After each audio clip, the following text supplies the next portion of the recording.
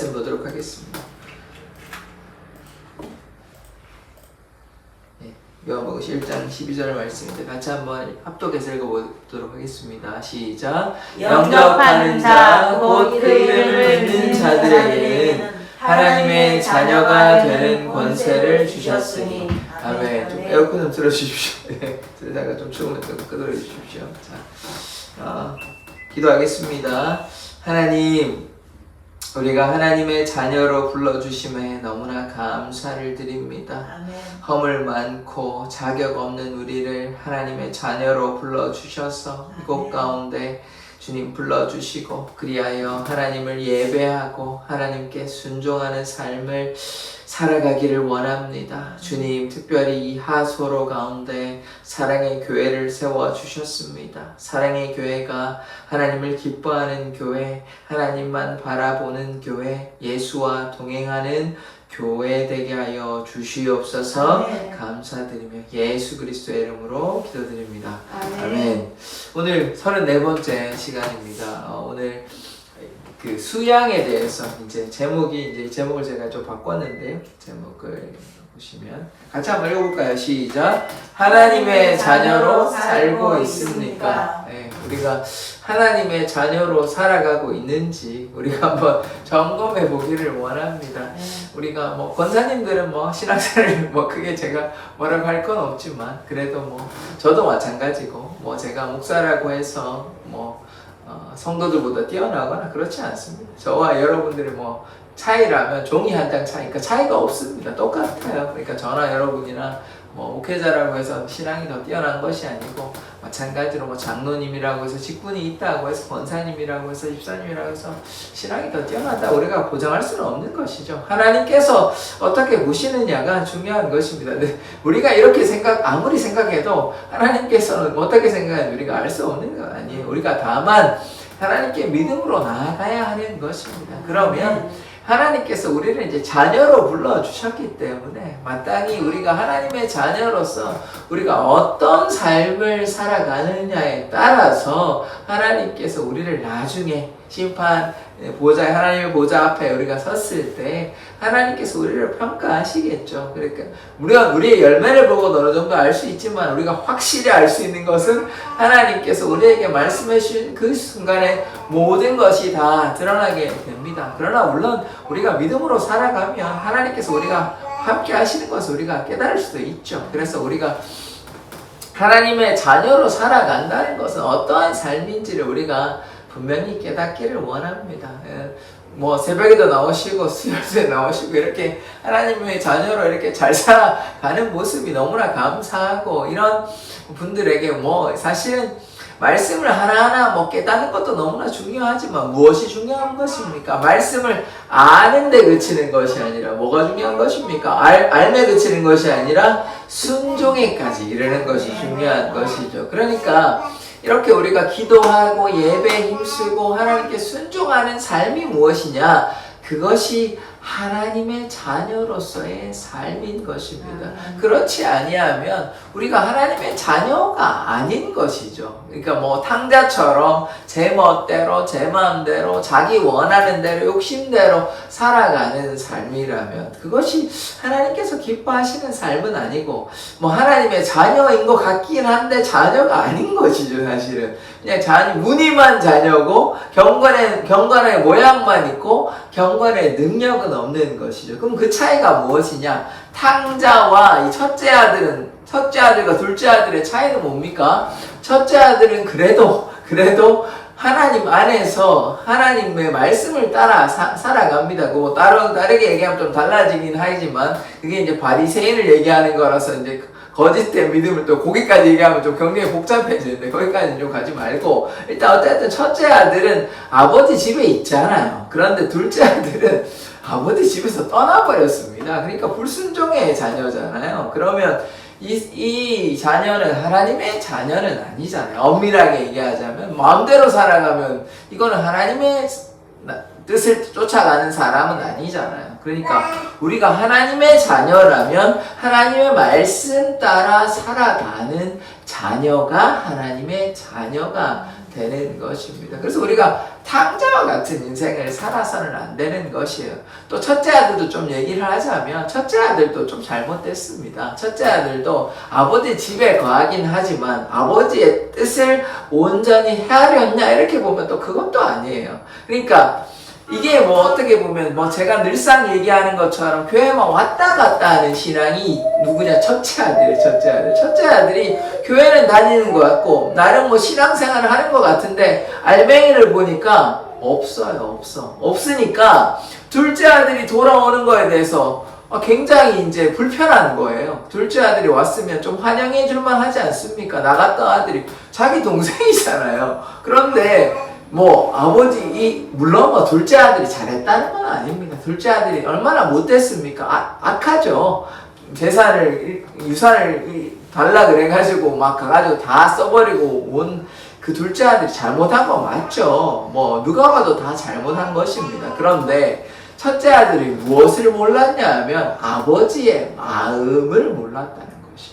아버지의 마음을 알아야 되죠. 그리고 또 몰랐던 것은 무엇이냐? 첫째 아들은 무슨 자격이 있다고 생각하는 것이에요. 자기가 아버지 집에 계속해서 하고 뭐 이때까지 아버지 말대로 순종했으니까 뭐 나름대로 자기가 뭐 어쨌든 진실한 순종이라고 보기 힘들어도 어쨌든 겉으로 드러나는 형식적인 면에서는 아버지의 말씀대로 살았다 이렇게 보인다고 자기의 의를 이제 드러내는 것인데 아버지의 마음은 그런 것이 아니죠. 아버지는 지금 얼마나 불편하냐면 둘째 아들이 좀 돌아왔으면 하는 노심초사하면서 둘째 아들은 지금 잘 지내는지 슬퍼하시고 아파하시는 게 아버지의 마음이에요. 그런데 첫째 아들은 이 아버지의 마음은 몰랐다는 것이에요. 그냥 뭐 집에 있고 뭐 일도 하고 뭐 이렇게 하면 됐지 뭐 아버지의 마음까지 뭐 헤아려야 되냐 이렇게 안일하게 생각하는 것입니다.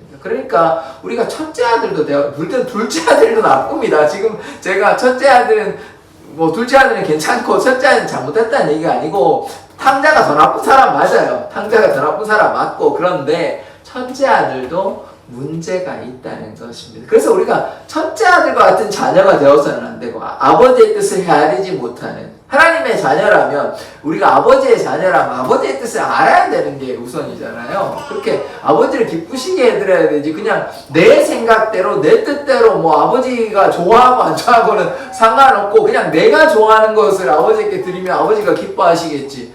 이거는 전혀 다른 문제잖아요. 내가 좋아하는 걸로 아버지를 기쁘시게 하는 건 아버지가 기뻐하는 거하고 상관이 없습니다. 그냥 내가 내 마음대로 선택해서 아버지께 드렸으니 그냥 이거는 내 만족이잖아요. 자기 만족이지 아버지의 만족은 아니에요. 첫째 아들이 그러한 것입니다. 그러니까 첫째 아들도 되어서는 안 되는 것이죠. 그렇다고 해서 둘째 아들은 더 심각합니다. 집에 있지도 않아요. 그냥 나가버렸어요. 그러니까 더 심각하죠. 그래서 첫째 아들도 되어서도 안 되고 둘째 아들도 되어서는 안 되는 것이죠. 그러면 어떤 사람이 되어야 되냐? 진실하게 아버지의 뜻을 헤아리는 자가 누구냐? 그 사람이 하나님의 자녀가 되는 것입니다. 그러면 아버지도 얼마나 기쁘겠습니까? 아버지도 좀 기댈 때가 필요하고 좀 이렇게 자기의 속마음을 털어놓고 싶은데 첫째 아들은 마음이 좀 그래요. 그럼 둘째 아들은 이미 떠나갔으니까 뭐 누구랑 얘기합니까? 아버지가 자기 마음을 터놓고 얘기할 사람이 없는 것이에요. 뭐 친구한테나 얘기할 수 있는 것이지 가족은 첫째 아들도 그렇고 둘째 아들도 그래. 둘째 아들은 가버렸고 첫째 아들한테 좀 마음 터놓고 얘기하려니까 첫째 아들은 뭐 일은 이렇게 하는데 아버지의 마음은 헤아리지 못하는 것입니다. 그러니까 이게 뭐예요? 우리가 신앙생활을 하는데 그냥 하나님은 떠나가지고 우리가 종교 생활하는 거예요. 교회는 왔다 갔다 하고 뭐 하는데 아버지와 이렇게 관계를 맺어가지고 아버지의 뜻이 무엇인지 아버지께서 지금 나를 향한 뜻은 무엇인지를 고민하지는 않고 내가 이거 이렇게 예배를 나왔으니까 11시 예배했고 뭐 이렇게 했으니까 그러면 됐다. 이렇게 하면 아버지하고는 별로 상관없는 것이죠. 그럼 우리가 뭐밖에 없냐? 그냥 교회에서 하는 것밖에 없어요. 아버지하고는 상관없어요. 그러면 이게 무엇이냐? 이게 율법적으로 사는 거예요. 하나님과의 관계를 통해서 하나님의 뜻이 무엇인지 하나님의 뜻을 따라서 하나님을 기쁘시게 하는 것이 하나님의 자녀의 삶인데, 그냥 내가 그냥 마땅히 해야 되는 거 밥만 뭐 드리면 됐지, 뭐 어디 여행 보내드리면 됐지, 뭐 이런 걸로 끝나는 거예요. 아버지의 마음은 헤아릴 생각은 안 하고 그냥 돈을 잘 번다는 전제하에 돈을 그냥 용돈을 어느 정도 드렸으면 됐지, 뭐 왜 아버지를 뭐 그렇게 챙길 필요가 있나, 이러면 이거는 아닌 거예요. 그거보다 물론 뭐 돈도 드리는 것도 좋지만, 그리고 그것도 귀한 효도일 수 있지만, 그거보다 무엇이 더 중요한 것입니까? 아버지가 무엇을 원하는지, 아버지의 뜻이, 마음이 어떠한지, 이것을 살피는 것이 필요한 것이죠. 그러지 아니하고 내가 그냥 돈 벌어서 용돈 보내드렸으니까 됐지, 좀 전화도 하고 아버지가 잘 지내시는지 묻기도 하고 이래야 되는데, 뭐 아버지가 잘 사는지 밥을 먹는지 마는지 지금 아버지만 얘기하는 거 아닙니다. 그러니까 하나님에 대해서 지금 얘기하는 거 아니에요. 그러니까 이거에 대해서 뭐 전혀 신경 쓰지 않고 그냥 매달 용돈만 그냥 뭐 이렇게 드리면 됐지, 뭐 이러면 안 되잖아요. 그렇게 신앙생활하면 안 된다는 것이에요. 그러니까 우리의 가장 중심은 무엇이냐면 하나님의 마음을 아는 것이에요. 그것이 하나님의 자녀인 것이지, 마음은 뭐 헤아리지도 않고 그냥 내가 교회 와서 나 11조도 하고 헌금도 하고 예배도 했으니까 뭐 다 했지 뭐, 그럼 하나님 기뻐하시는 거지, 이게 아니라는 거예요. 이게 어떤 거예요? 이게 율법적 신앙인 거예요. 바리새인도 웬만큼 다 했어요. 그러면 하나님, 예수님께서 오셔가지고 아유 바리새인 잘했다, 열심히 했다 칭찬하면 뭐 제가 이런 얘기 할 필요도 없죠. 첫째 아들 잘했다고 얘기하겠죠, 오히려. 그게 아니란 말이에요. 그러니까 그거는 그냥 교회 생활이고 율법 생활이고, 좀 나쁘게 얘기하면 그냥 종교 생활인 거예요. 믿음 생활이라고 볼 수는 없는 것이에요. 다른 사람이 봤을 때는, 뭐 신앙이 없는 사람이 봤을 때는 뭐 교회 나가니까 이렇게 저렇게 신앙생활 하니까 뭐 신앙이 있나 보다 이렇게 볼 수 있지만, 하나님이 바라보실 때는 그렇지 않을 수 있는 것입니다. 이거는 뭐 제가 특정한 사람을 두고 얘기하는 것이 아니라, 목회자도 마찬가지예요. 목회자도 그냥 뭐 아무 생각 없이 설교하고 이런 경우도 있다 하더라고요. 제가 실제로 그런지는 모르겠는데 어느 목사님이 이런 얘기를 하시더라고요. 제가 그 말을 듣고 조금 실제로 진짜 그런가 싶었는데, 어떤 얘기냐면 자기는요 그렇게 생각을 안 해요. 그렇게 생각을 안 하는데 설교 시간에 뭐라고 얘기하냐면, 자기가 안 믿는 거를 성도들이 좋아하니까 그냥 그렇게 거짓된 말들을 한대요. 자기가 그렇게 믿지도 아니하는데 그렇게 예수의 기적이나 이런 것을 믿지도 않는데 그냥 복음 중심적으로 그냥 설교를 한대. 왜냐하면 그래야 목회를 할 수 있으니까.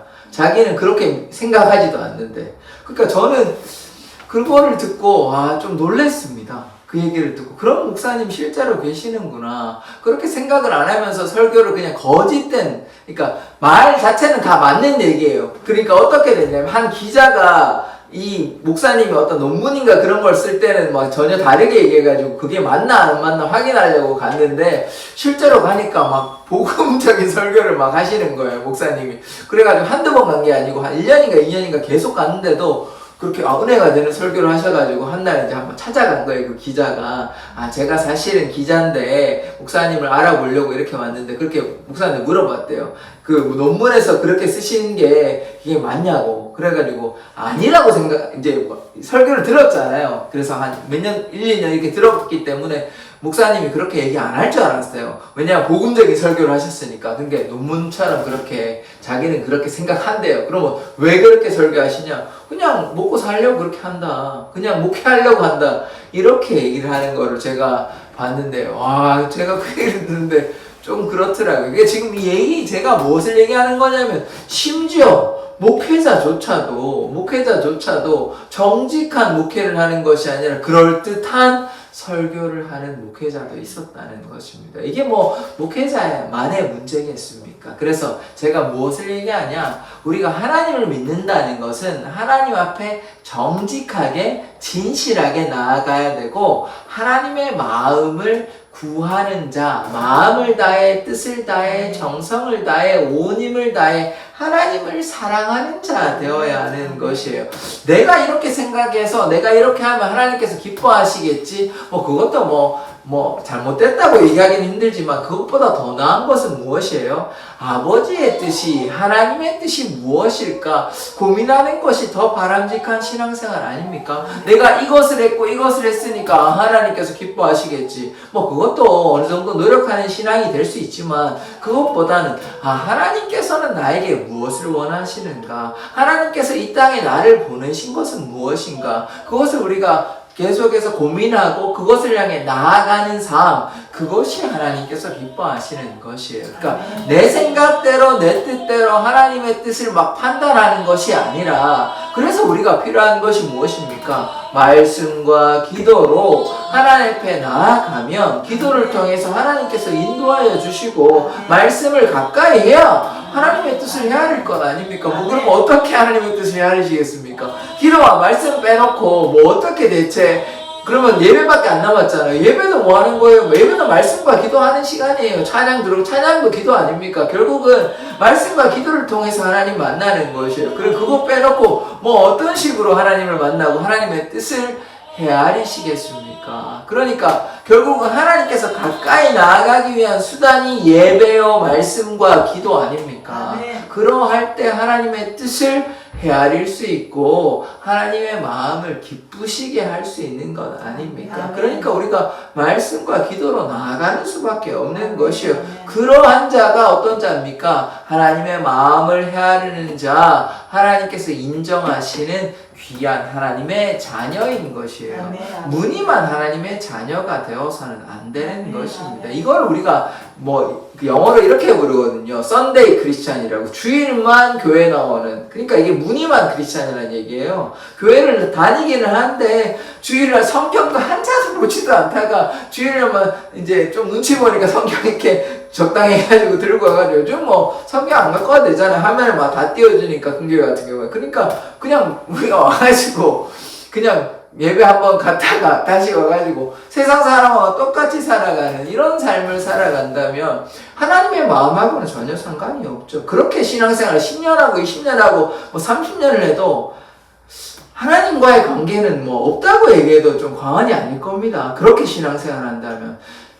일요일만 하나님 만나는 날 아니잖아요. 주일만 하나님 만나는 날 아니잖아요. 평소에 하나님 만나야 되는 것이에요. 그러니까 주일은 뭐 지키는 날 그렇게 볼 수도 있지만요. 다른 날은 그러면 안 지켜도 됩니까? 월화수목금토는 아무데나 아무렇게나 마음대로 하고 주일만 온전히 지키면 되는 거예요. 아니죠. 아니죠. 주일도 지키고 다른 날도 지켜야 돼요. 이 지킨다는 말은 무엇이냐? 하나님께 가까이 나아가는 날이 되어야 되죠. 그럼 6일 동안은 범죄하고 7일 날은 온전하고 이러면 뭐 되는 것입니까? 아니잖아요. 그러니까 꼭 범죄가, 나쁜 짓을 하는 게 꼭 범죄가 아니에요. 주님께 순종하지 않는 자, 주님과 함께 하지 않는 자, 주님께 기도하지 않는 자, 그것이 범죄예요. 꼭 뭐 나쁜 짓을 하고 악한 일을 해야만 그게 범죄가 아닌 것입니다. 하나님께 나아가지 않는 그것이 범죄라는 것이에요. 그것이 하나님을 기쁘시게 하지 않는 것 아닙니까? 믿음이 없는 자잖아요. 믿음이 있다면 하나님께 가까이 나아가야 되죠. 하나님께 가까이 나아가지 않는데 무엇으로 하나님을 기쁘시게 하는 것입니까? 무엇으로 자신이 하나님의 참된 자녀라고 얘기할 수 있는 것입니까? 그냥 자기가 당신의 종교가 무엇입니까? 저는 기독교입니다. 그거하고 하나님하고는 별 상관이 없어요. 우리에게 하나님의 마음을 내어놓는 자가 그 사람이 하나님께서 기뻐하시는 자이지, 심지어 하나님께서 우리의 삶도 다 주님의 것이라고 말씀하여 주시거든요. 우리의 삶까지도 주님께 드리는 자가 하나님께서 기뻐하시는 자지, 그냥 일주일에 한두 번 정도 이렇게 조금 내놔가지고 하나님 다 드렸다 이렇게 얘기하면 하나님께서는 뭐가 아쉽겠습니까? 아니죠. 하나님께서는 속상하시겠죠. 왜냐하면 하나님께서 우리를 지으신 창조자시잖아요. 그러니까 이런 거죠. 우리가 물건을 이렇게 다 만들었는데 물건이 자기 마음대로 하고 내 뜻대로 안 하면 주인 입장에서는 이거 뭐 말도 안 되는 일이잖아요. 다르게 얘기해 볼까요? 뭐 애완견이나 애완동물이 있는데 내가 사가지고 막 키워줬더니 애완동물이 주인의 그 사랑을 모르고 뭐 제 마음대로 하면 너무 섭섭하지 않습니까? 주인 입장에서. 하나님께서 우리를 바라보시는 마음도 다르지 않다니까요. 하나님께서 우리를 사랑하셔서 이렇게 돌보아 주시고 키워주시고 이렇게 해주셨는데 우리가 하나님을 나 몰라라 하고 그냥 우리 마음대로 살아간다면 하나님께서 얼마나 속상하겠습니까? 그러니까 그런 마음이 하나님의 마음인 것이에요. 그래서 우리가 하나님의 자녀라면 하나님의 말씀에 순종해야 하는 것입니다. 말씀 하나씩 좀 보도록 할게요.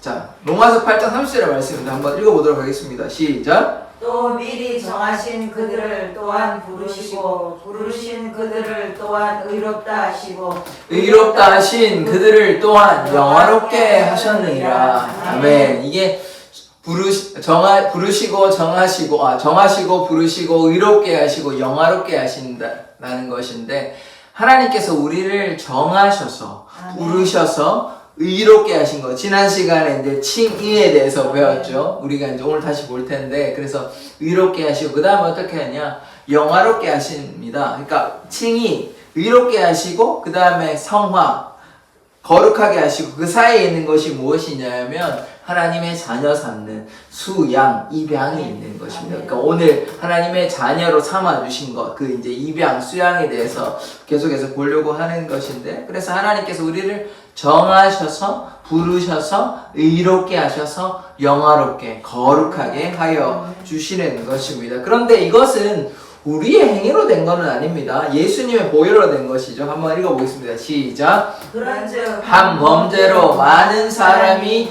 정죄에 이른 것 같이 한 의로운 행위로 말미암아 많은 사람이 의롭다 하심을 받아 생명에 이르렀느니라. 아멘. 이 예수 그리스도의 의로운 행위, 다른 말로 예수 그리스도의 보혈로 우리가 의롭게 된 것입니다. 우리는 뭐 자격이 없어요. 아무런 뭐 우리가 노력한다고 해서 막 고행을 한다고 해서 의로워지는 것이 아닙니다. 그래서 뭘로 우리가 의로워지냐 하면 믿음으로 말미암아 의롭게 된다. 지난 시간에 이걸 뭐라고 그랬냐면 이신, 믿음으로써 칭이 의롭다고 칭한다. 이신 칭의 말씀이 여기 있는데 한번 읽어보도록 하겠습니다. 시작. 그러므로 우리가 믿음으로 의롭다 하심을 받았으니 우리 주 예수 그리스도로 말미암아 하나님과 화평을 누리자. 아멘. 첫째 줄에 보면 이게 나오죠. 우리가 믿음으로 의롭다 하심을 받았다. 나옵니다. 그러니까 우리가 하나님을 믿고 예수님을 믿음으로 우리가 의롭게 되는 것이에요. 그래서 우리가 뭐가 필요하냐면 믿음이 필요한 것입니다. 지난 시간에 무엇을 얘기했냐면 마르틴 루터의 종교개혁자가 있습니다. 이 사람이 정말로 하나님 앞에 자기가 좀 온전히 바로 서보려고 기도도 하고 금식도 하고 여러 가지 고행도 해봤는데 아무래도 자기가 의롭게 되는 길이 없는 것이에요. 그런데 하나 깨달은 게 뭐냐면 오늘의 말씀인 것이에요. 내가 어떤 기도를 한다, 뭘 한다고 내가 의로워지는 것은 아니구나. 그럼 어떻게 의롭게 될 수 있냐면 아까 주의 보혈을 믿음으로, 예수의 십자가를 믿음으로, 예수님을 믿음으로 내가 의롭게 되는구나. 이것을 깨닫게 된 것입니다. 그래서 우리가 어떻게 되냐면 예수를 믿음으로 우리가 의롭게 된 자인 것입니다. 요거를 이신칭이라 그런 거예요. 믿음으로 우리가 의롭다고 칭함을 받는 것입니다. 우리가 믿음이 없으면, 예수가 없으면 우리가 의로워질 수가 없습니다. 우리가 왜냐하면 죄 가운데 이제 거하기 때문에 우리의 죄를 우리가 스스로 사할 수는 없어요. 예수 그리스도의 보혈로만, 하나님의 독생자 예수의 보혈로만 우리의 모든 죄가 사함을 받는 것입니다. 그래서 그 사함을 어떻게 해요? 믿을 때 예수님께서 우리의 구원자 되신다. 예수로 말미암아 내가 구원받는다. 그것을 믿음으로 말미암아 우리가 어떻게 됩니까? 의롭게 되는 것입니다. 그래서 우리가 믿음으로 의롭게 된다는 것을 꼭 기억하시기를 원합니다. 그래서 지난 시간에 이런 말씀도 드렸죠. 장발장 얘기를 좀 했는데요. 19년 동안 감옥에서 갇히고 그래가지고 이제 추록을 했는데 교도소에 이제 나오게 됐는데, 그런데 잘 데가 없는 것이 이제 범죄자로 낙인이 찍히다 보니까 잠을 안 재워주는 거예요. 근데 미리엘 주교라는 이 신부님을 만나가지고 잠을 잤는데 어떻게 됩니까? 은초대를 훔쳐가지고, 이 사람이 좀 너무 가난해 힘들어다 보니까 은초대를 이제 훔쳐서 가는데 이게 또 걸려버렸어요. 안 걸리면 또 괜찮은데 훔쳐서 걸렸는데 어떻게 됩니까? 경찰이 뮤리엘 주교 집을 찾아갔죠. 그러니까 뮤리엘 주교가 뭐라고 그러냐면 은초대 은식계 이거 더 가져가시지 왜 안 가져가셨냐고 이렇게 얘기해가지고 어떻게 됩니까? 장발장의 죄가 그냥 없는 게 되는 것이에요. 사실 죄를 졌습니까? 안 졌습니까? 범죄했습니다. 그거 또 들어가야 돼요. 그럼 얼마나 살지 몰라요. 빵 하나 훔쳐가지고 그렇게 오래 살았는데, 물론 뭐 중간에 탈옥을 해서 그렇긴 하지만, 오래 살 뻔했어요, 또. 뭐 5년, 10년이 얼마나 될지는 모르겠지만, 또 장기간을 이렇게 교도소에 들어갈 뻔했어요. 그런데, 그렇지 아니하고, 그 신부님의 은혜로, 신부님의 사랑으로, 신부님이 어떻게 했어요? 아, 이 사람 범죄한 사람 아닙니다. 이 사람 좋은 사람이에요. 내가 주려고 했다. 이게 무엇이? 이게 칭이라는 것입니다. 이 사람을 범죄한 사람을, 범죄한 우리를 의롭다고 하나님께서 부르신 것처럼 이 신부가 그 범죄한 사람에 대해서 용서하고 덮어주고 의롭다고 칭하여 주는 것이에요. 우리도 똑같아요. 우리가 주님 앞에 장발장같이 범죄한 자예요. 우리가 뭐 자격이 있는 게 아니에요. 그런데 예수의 보혈로 덮어주시고 용서해 주시고, 아, 이 사람 범죄한 사람 아니라고, 이 사람 의로운 사람이라고 이렇게 불러주시는 것입니다. 그것이 그러니까 은혜인 것이죠. 한번 생각해 보십시오. 물건 훔치고 이제 도망가는데, 아이고 이제 큰일 났다, 이제 들켜가지고 이제 저 신부가 내가 이거 훔쳐갔다고 얘기하면 또 교도소 들어갈 텐데 얼마나 좌절되겠습니까? 그런데 그러지 아니하시고 용서해 주시고 또 은혜로 덮어 주시고, 아, 이 사람 그런 사람 아니다고, 왜 이거 안 가져, 내가 선물로 줬다고 이렇게 얘기하니까 얼마나 은혜인 것입니까? 마찬가지예요. 구원은 하나님의 선물인 것입니다. 우리가 뭐 노력해서 얻은 건 없어요. 나쁜 짓 했잖아요. 장발장 나쁜 짓 했잖아요. 우리도 하나님 앞에 나쁜 짓 했지, 뭐 선한 짓, 우리가 뭐 선한 행위로 구원받는 거 아니라니까요. 하나님 앞에 뭘 내놓을 수 있겠습니까? 그런데 그렇지 아니하시고 다 덮어주시고 용서하여 주시고 그냥 믿음으로써, 아, 그래, 너는 이제부터 의로운 자야, 이렇게 칭해 주시는 게 얼마나 큰 은혜인 것입니까? 그래서 의롭다고만 행하여 주시는 것이 아니라 우리를 하나님의 자녀로 불러주셨어요. 이게 큰 은혜인 것입니다. 하나님의 자녀라는 것은 얼마나 귀한 것입니까? 하나님께서 우리의 창조자 되시는데, 창조자 되시는 분이 우리를 그냥 마음대로 하시는 것이 아니라 하나님의 자녀로 삼아주셨다, 하나님의 친구로 삼아주셨다는 것은 놀라운 은혜인 것입니다. 그러니까 이거는 사실은 우리가 당연하게 생각하고 말씀에 나오니까 그냥 이렇게 생각하지만 사실 당연한 것은 결코 아니에요. 어떻게 피조물이 하나님과 그렇게 가족이 될 수 있고 관계를 맺을 수 있는 것입니까? 우리 아무것도 아니잖아요. 한번 우리가 뭐 무엇을 물건을 하나 만드는데 네가 오늘부터, 그러니까 이렇게 한번 예를 들어볼까요? 우리가 피노키오 있잖아요. 나무인간. 뭐 나중에 뭐 사람이 되긴 하지만 나무를 만들어 놓고 그렇게 해가지고 생명을 불어넣고 너 나랑 같은 그거야. 내가 너의 아들, 네가 나의 아들이고 내가 너의 아버지라고 얘기하는 게 그게 자연스럽습니까? 그냥 우리가 하나님을 믿으니까 하나님께서 우리의 아버지가 된다고 그걸 우리가 믿고 고백하지만 그게 그냥 우리가 좀 따져서 생각해보면 그 아버지가 그 나무인간을, 물론 생명이 들어가지고 아들이 되겠지만 그게 자연스러운 건가? 그렇게 생각하지 않을 수 있거든요. 왜냐하면 그냥 나무인간이고 거기에 생명을 불어넣었다고 해서 나는 창조자잖아요. 근데 그거는 아무것도 아니잖아요. 피조물에 불과하잖아요. 그런데 어떻게 나와 같은 위치에서 내가 이 사람의 이 피조물의 아버지가 될 수 있습니까? 엄청난 차이가 있잖아요. 이거는 뭐 어떻게 감히 비교할 수 없을 정도의 차이인 것입니다. 그럼에도 불구하고 하나님이 우리를 뭘로 불러주시냐? 하나님의 자녀로 불러주시는 것입니다. 이게 정말 특별한 은혜인 것이에요. 우리 그냥 아무런 생각 없이 그냥 하나님의 자녀에 감사하다 하지만 정말 우리가 따지고 한번 생각해보면 우리는 아무것도 아닌데 이 피조물에 불과한 존재를 하나님께서 하나님의 자녀로 불러주셨다, 하나님의 가족으로 불러주셨다는 것은 이거는 뭐 입양 수준이 아닌 것입니다. 우리가 인간의 수준에서는 입양도 참 대단한 거잖아요. 그런데 그건 수준인 것이 아니에요. 그거보다 훨씬 뛰어넘는 것이에요. 그러니까 우리가 피조물, 아무것도 아닌 존재를 하나님의 자녀로 불러주셨다는 것이 하나님의 귀한 은혜인 것입니다. 연예인 중에요, 제가 실명을 밝히기는 그렇고 뭐 밝혀도 상관은 없긴 한데 뭐 크리스찬 연예인입니다. 그런데 그 사람들이 무엇을 했냐면 아들은 하나 있고 두 딸을 입양했습니다. 입양. 그러니까 입양한다는 게 그렇게 쉬운 일이 아니잖아요. 왜냐하면 뭐 한국 사회는 아직 뭐 미국이나 이런 데는 좀 다르긴 할 텐데 한국 사회는 뭐가 중요합니까? 자기의 핏줄 이런 게 중요하다 보니까 자기의 자녀를 키우려는 마음이 많잖아요. 그런데 미국 같은 경우는 어떻게 하냐면 뭐 전혀 사실 뭐 자기가 백인이라도 흑인 아이들을 입양하는 경우도 있고 또 아시아인을 입양하는 경우도 있고 뭐 이렇게 하거든요. 그런데 한국에서도 입양한 사례가 있습니다. 유명한 그 부부인데 그 사람은 두 딸을 한국 사람입니다. 그래서 한국 이 두 딸을 입양하였어요. 그러니까 이게 얼마나 하나님 그 사람들 크리스찬이기 때문에 또 자기 아들도 있어요. 아들을 못 낳아서 그런 것도 아니고 아들도 있는데 아들 다음에 그 아들보다 좀 더 어린 아이를 그렇게 두 딸을 입양해가지고 지금껏 계속해서 키우고 있고 또 그렇게 잘 이제 해가지고 뭐 정확한 나이는 모르겠지만 거기 잘 이제 지내고 있거든요. 그런 것도 잘 이제 교육도 시키고 입양했다는 것도 잘 알려주고. 그래서 지금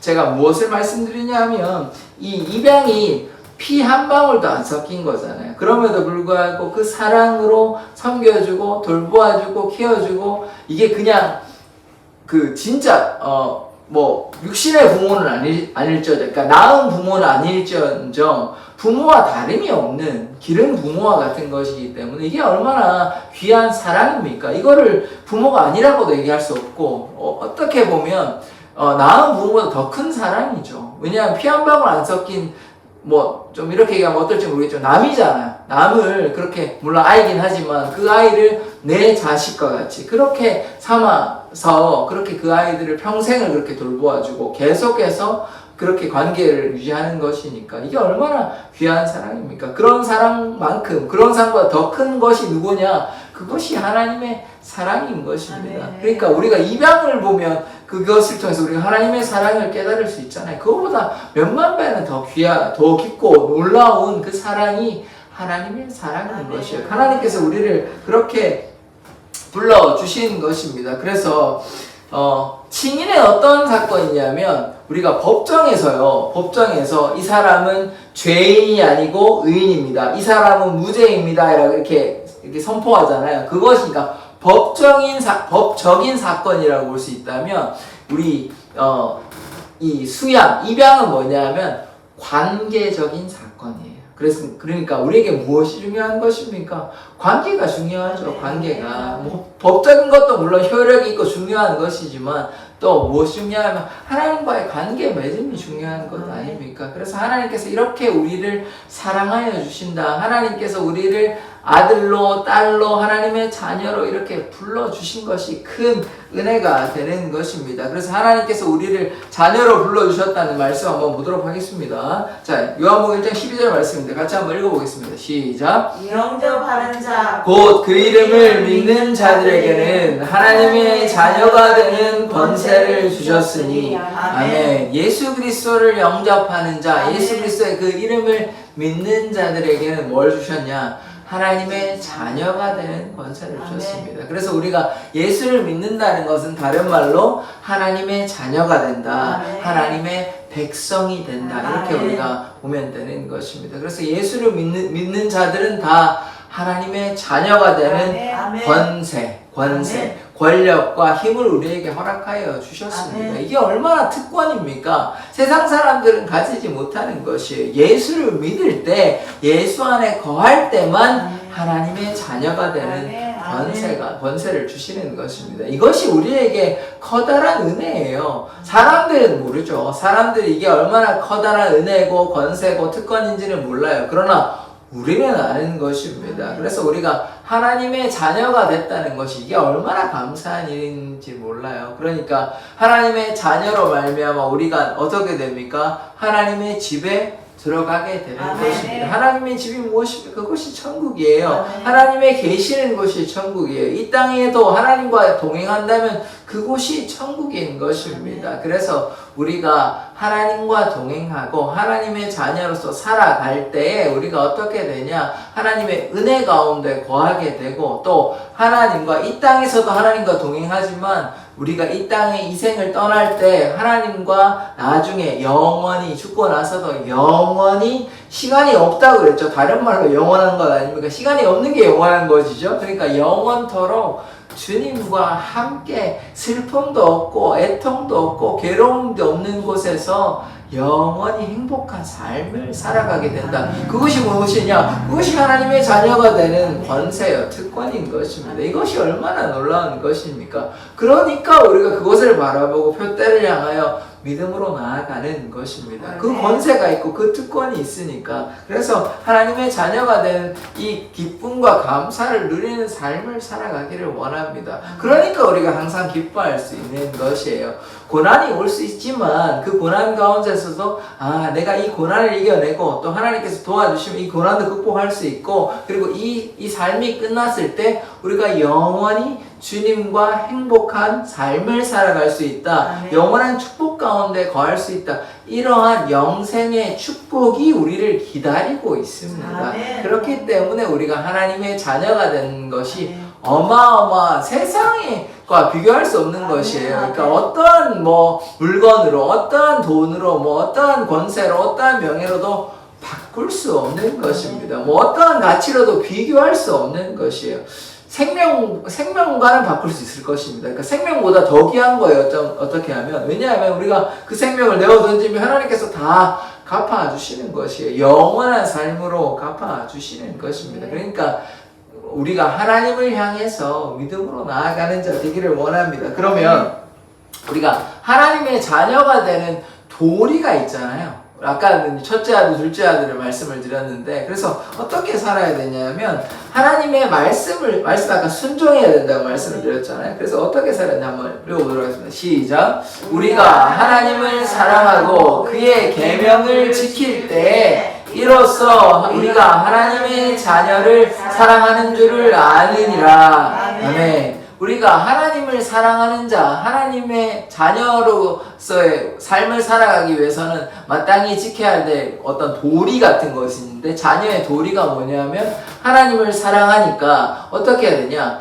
계명을 지키는 자가 됩니다. 하나님을 사랑하면, 그러니까 이게 뭐예요? 다른 말로 순종한다는 말 아닙니까? 하나님의 명령을 따라간다. 하나님의 말씀을 지킨다. 결국은 순종한다는 것입니다. 순종하면 어떻게 됩니까? 우리가 하나님의 자녀를 사랑하는 줄을 안다. 우리가 하나님의 자녀이니까 우리만 잘 되는 것이 아니죠. 다른 하나님의 자녀도 사랑하는 줄 안다. 어떻게 하면요? 하나님의 계명을 지키는 거. 이게 분명히 계명이 있어요. 예수님께서 말씀하신 큰 두 가지 계명 중에 두 번째 계명이 있죠. 내 이웃을 내 몸과 같이 사랑하라는 그 예수님의 말씀하신 계명을 지키는 자가 어떤 것입니까? 하나님의 자녀를 사랑하는 자 아닙니까? 하나님의 자녀를 사랑하기 위해서는 우리가 계명을 지키는 자 되어야 되는 것입니다. 그래서 하나님의 말씀을 지키면 우리가 하나님의 자녀로서 자녀의 도리를 다 하는 것이죠. 또 하나의 말씀이 있는데 어떻게 자녀의 도리를 다 하는 거냐면 같이 한번 읽어보겠습니다. 시작. 너희는 너희의 하나님 여호와를 따르며 그를 경외하며 그의 명령을 지키며 그의 목소리를 청종하며 그를 섬기며 그를 의지하며.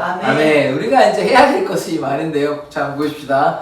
너희의 하나님 여호와를 따른다는 말은 결국은 순종하는 것이죠. 그를 경외하며, 하나님을 경외하는 것이, 여호와를 경외하는 것이 지혜의 근본인 것입니다. 그래서 하나님을 두려워하는 자 되어야 되죠. 하나님을 만홀히 여겨서는 안 되는 것입니다. 하나님께 순종하고 하나님을 경외하고, 또 뭐라고 얘기합니까? 명령을 지키는 것. 아까 계명을 지킨다고 말씀드렸죠. 그의 목소리를 청종하며 내 양은 내 음성을 듣는다고 말씀했습니다. 예수님께서. 그래서 우리가 하나님의 말씀을 듣고 그 말씀에 우리가 순종하는 자 되어야 하는 것이죠. 그래서 그를 섬기며 그를 의지하며, 결국은 어떻게 얘기하냐면 순종하는 것이죠. 순종하고 주님만 바라보고 주님만 의지하는 삶, 이것이 자녀의 삶인 것이에요. 그래서 하나님의 자녀는 하나님을 바라보고 하나님의 뜻 따라 살아가는 것이죠. 그러니까 아까 제가 무슨 말씀을 계속 말씀드렸냐면, 반복해서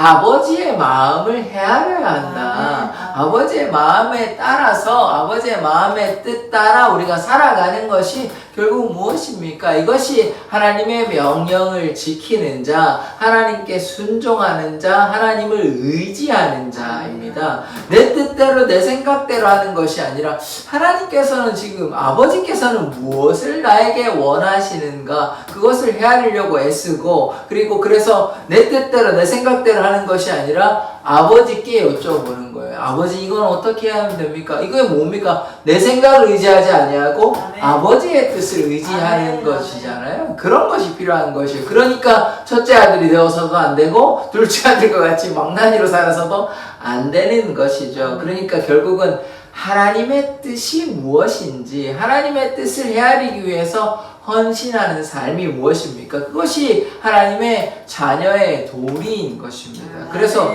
계명을 지키는 자, 하나님을 사랑하는 자, 하나님의 마음을 헤아리는 자가 하나님의 자녀로서 마땅히 해야 될 도리인 것이죠. 그래서 우리가 그것을 억지로 하는 것이 아니라 우리가 하나님을 사랑함으로 하나님의 마음이 무엇인지 그것을 우리가 깨달아야 하는 것 아닙니까? 그래서 그 깨달을 때 하나님께서 우리에게 다양한 방식으로 말씀하여 주십니다. 기도를 통해서 말씀하여 주시기도 하고 또 말씀을 설교자 입술을 통해서 말씀하시기도 하고 또 설교를 우리가 성경을 읽을 때 또 하나님께서 들려주시는 하나님의 말씀이 있습니다. 거기에 반응하고 아버지의 뜻 따라 내가 내 생각 내려놓고 주님의 말씀 따라 살아가는 것 그것이 자녀로서의 해야 될 일인 것이죠. 그것을 억지로 의무감으로 하는 것은 아닙니다. 어떻게 해야 되죠? 사랑함으로 해야 되는 것입니다. 그렇다고 해서 사랑이 우리가 뭐 무조건 용서하고 뭐 덮어주고 허물로 덮어주고 그거 사랑 맞습니다. 근데 사랑에 무엇이 필요하죠? 책임이 필요합니다. 책임. 사랑 안에는 책임이 수반되어야 돼요. 그냥 마음대로 다 해서 뭐 무조건 용서해주고 허물 덮어주고만 있으면 그건 온전한 사랑은 아닙니다. 사랑이 남자가 여자가 사랑해서 책임을 지는 것이지 그냥 내가 사랑하니까 내가 뭐 어떤 것을 잘못해도 너는 다 나를 용서만 해야 돼. 이게 무슨 사랑입니까? 마음대로 행동하는 것이죠. 그것은 사랑은 아닙니다. 그 사랑에는 무엇이 따라가야 되냐면 책임이 따라가야 하는 것이죠. 하나님께서 우리를 사랑하셔서 책임을 다 하셨어요. 어떻게 했냐면 하나님께서 그 사랑을 자기의 사랑을 어떻게 확정하셨냐? 독생자 예수 그리스도를 십자가에 내어주셨어요. 그 사랑으로 말미암아 그러니까 하나님께서 사랑한다고 말씀하신다는 것은 무엇이냐? 그냥 말로만 그냥 뭐 마음대로 하시는 것이 아니라 책임을 다하시는 것이에요. 그래서 우리도 어떻게 해야 되냐? 우리가 하나님 사랑한다고 얘기하면 우리가 자녀로서 아버지를 사랑한다고 얘기하면 그냥 말로만 하는 것이 아니라 우리의 책임이 있다는 말이에요. 우리의 해야 될 몫이 있는 것입니다. 그냥 우리가 가만히 있어도 되는 것이면 뭐하러 우리가 이렇게 할 필요가 있는 것입니까? 그렇지 않죠. 하나님께서는 우리 각 사람의 각 자녀에게 원하시는 것이 있어요. 그래서 우리가 어떻게 해야 돼요? 하나님께 순종하고 하나님의 마음을 헤아리고 그래서 하나님을 기쁘시게 해드리는 자가 되어야 하는 것입니다. 그래서 우리 육신의 부모님도 뭐 선물을 갖다 드리고 음식도 갖다 드리고 전화 드리고 찾아뵙고 하면 좋아하시는데 하나님도 다르지 않습니다. 그럼 우리 하나님께 어떻게 해야 돼요? 하나님 육신의 부모님은 뭐 전화도 할 수 있고 찾아가기도 하고 뭐 선물도 보낼 수도 있고 이렇게 하는데 하나님께는 뭐 어떻게 하겠습니까? 천국에 뭐 택배를 보내시겠습니까? 뭐 하겠습니까?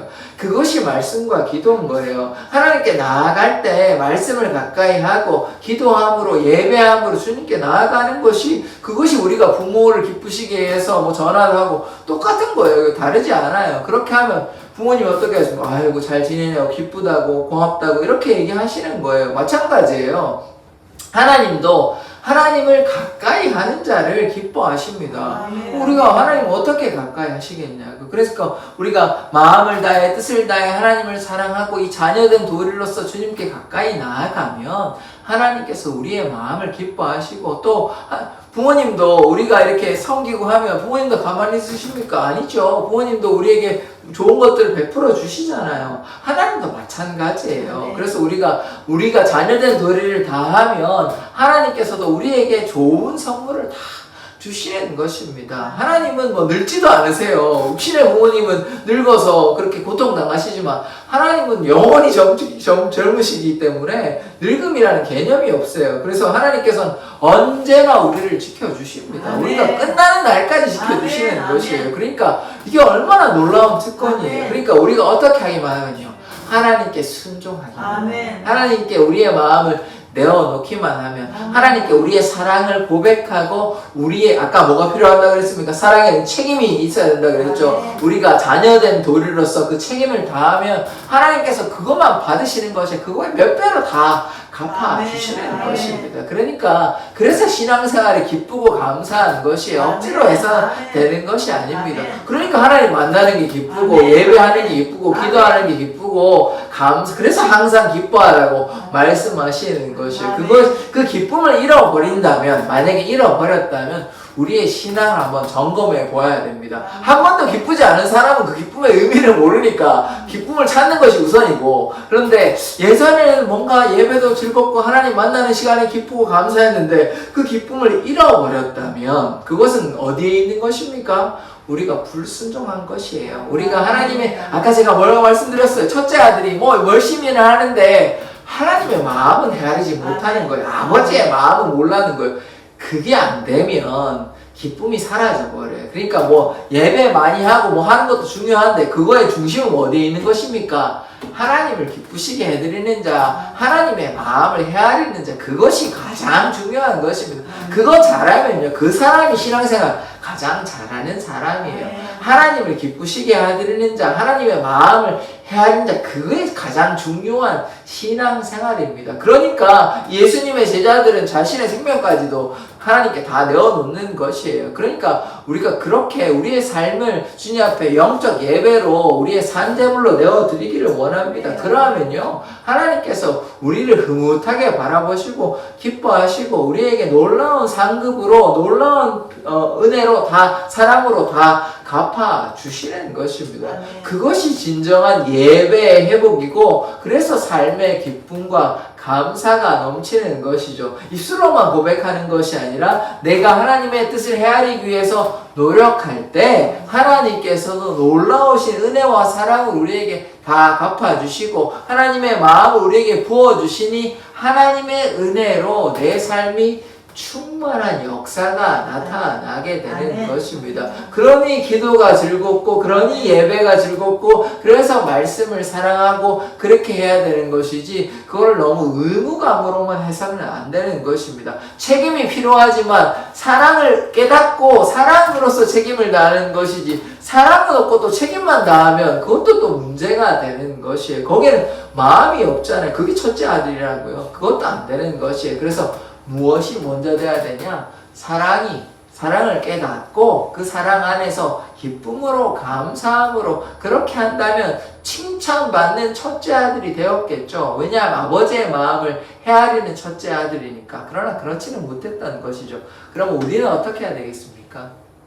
우리가 아버지의 마음을 잘 헤아려서 아버지를 기쁘시게 해드리는 자 되기를 원합니다. 그래서 우리가 오직 주의 말씀 가운데 거하며 주님께 기도함으로 나아가며 어떻게 하면 하나님을 기쁘시게 하는지, 하나님의 마음은 어디에 있는지 깨닫기를 원합니다. 하나님의 마음이 어디에 있겠습니까? 잃어버린 어린 양들에게 있겠죠. 그러니까 우리가 하나님의 마음을 헤아린다면 잃어버린 양들을 향해서, 잃어버린 영혼들을 향해서 아파하시는 아버지의 마음을 헤아리기를 원합니다. 여러분이 한 10명의 가족이 있는데 한 2명만 한두 명만 말 듣고 한 8명, 9명 이런 자녀들이 말을 안 듣는다고 한번 생각해 보십시오. 그러면 아버지의 마음이 누구에게 가 있겠습니까? 말 잡는 아들, 딸에게만 가 있겠습니까? 아니죠.